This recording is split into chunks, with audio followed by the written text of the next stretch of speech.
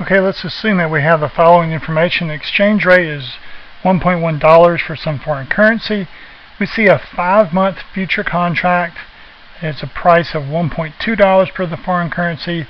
The U.S. risk-free rate is 4%. The foreign risk-free rate is 5%. So we want to find the theoretical, let's put a little tilde up here for theoretical futures price coming in 5 months.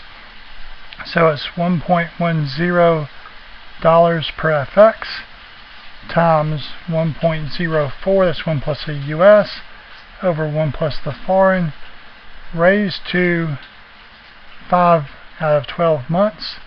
So that comes out to be $1.0956 per foreign currency. So it's not the same as the quoted price, so there's money to be made here.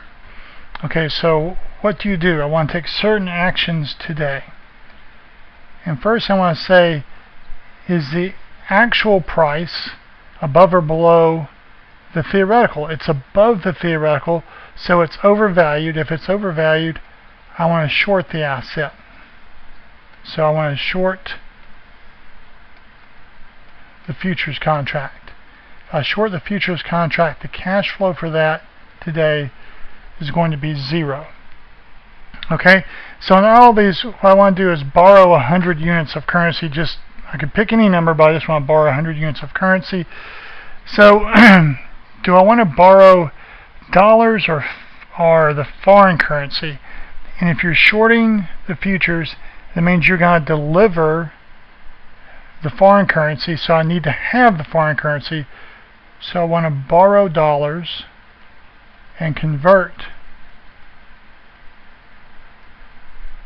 to FX.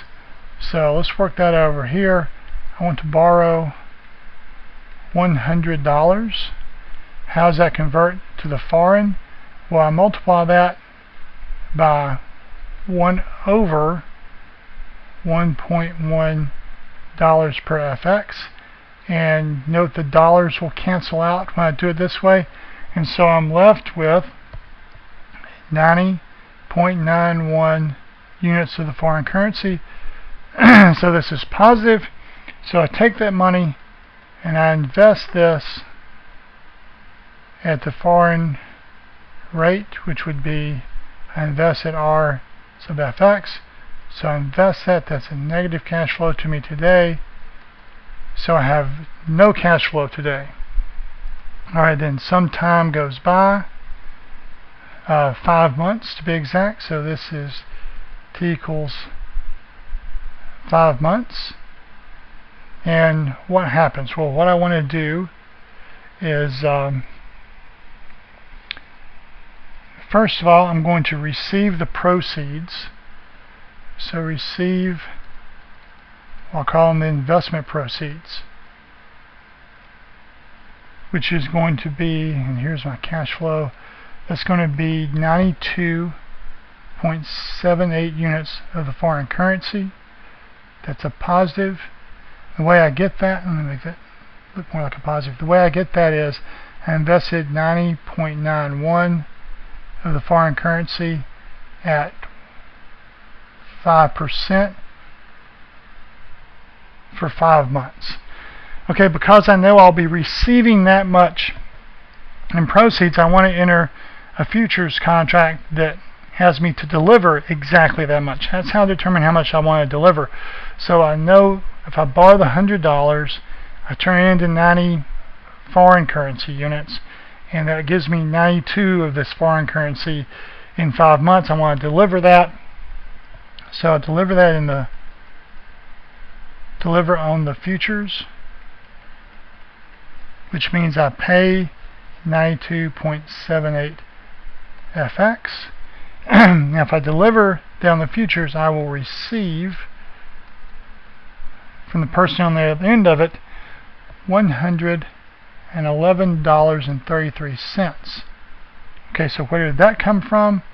Well, I promised to deliver 92.78 units of the foreign currency at a price of $1.2 per foreign currency. So I don't care if this is foreign currency or bananas, it's 92.78 bananas times $1.20 banana. That's going to be $111.33. But I borrowed dollars, so I have to pay off my loan. So pay off the loan.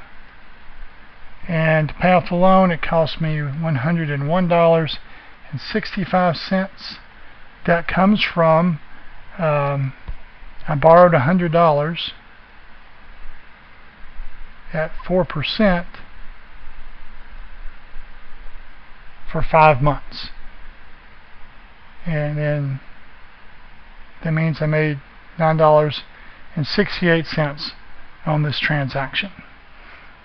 Alright, now let me get rid of this. And let's look at another case here. Let's say that I observe, I gotta do this.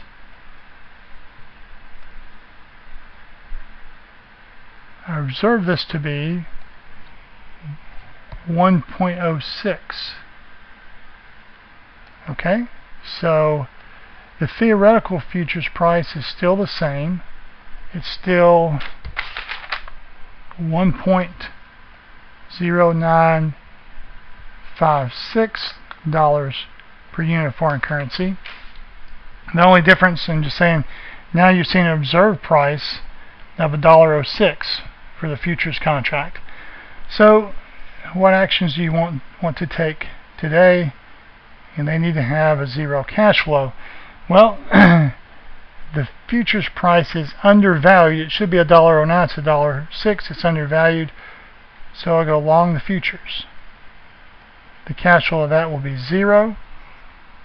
Well, what do I want to do? Like I said, my base is off of $100. So I want to borrow. I don't want to borrow $100.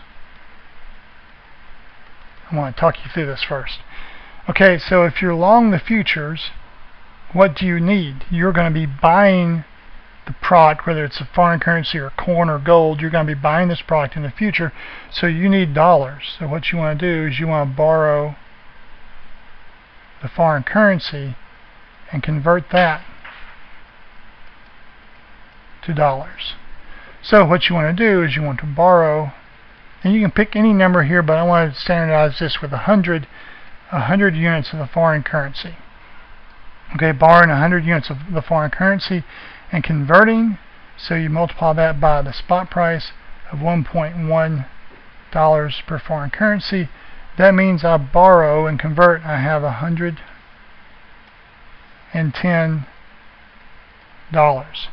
I take this $110 and I invest this in the US at a rate of 4%. So that's minus 110. So I have zero cash flow today. Okay, then time goes by and the contract expires, so we're now at the 5-month mark. What happens? Well, we have to pay off the loan.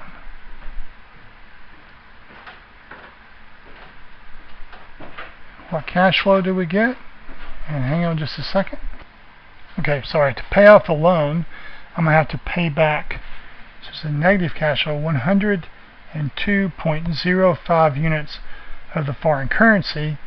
That comes from, I borrowed 100 units of the foreign currency, and my rate was 5%, and it was for 5 months, so 5 out of 12.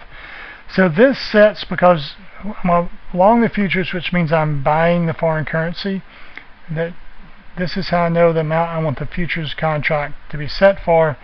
So I'm going to receive, in the futures contract transaction, I'm going to receive 102.05 units of the foreign currency.